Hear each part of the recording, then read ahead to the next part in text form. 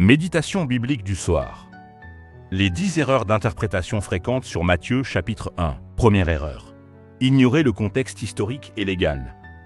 Beaucoup lisent la généalogie comme un simple arbre familial, sans comprendre que Matthieu établit la légitimité messianique de Jésus selon la loi juive, en tant que descendant de David et d'Abraham. Deuxième erreur. Confondre royauté et perfection morale.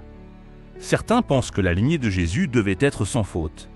Or, Matthieu inclut des personnages imparfaits pour montrer que la promesse divine dépasse les fautes humaines. Troisième erreur.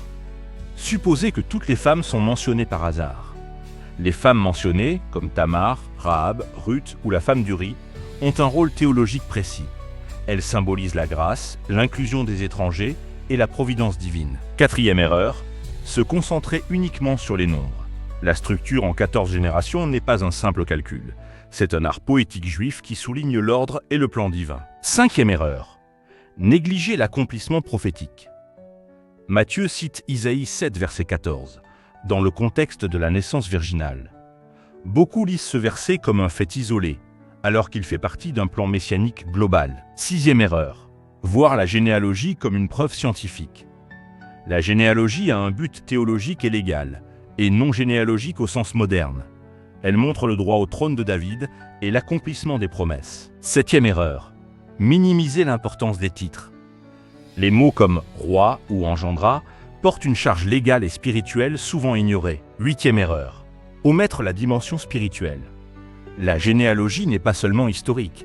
Elle indique le chemin de rédemption et la fidélité de Dieu à travers les siècles. Neuvième erreur. Ignorer le rôle de Joseph. Certains pensent que Joseph est secondaire. En réalité, il est le gardien légal du droit messianique, garantissant la lignée de David. Dixième erreur. Lire Matthieu chapitre 1, indépendamment du chapitre 2. Cela crée un décalage interprétatif.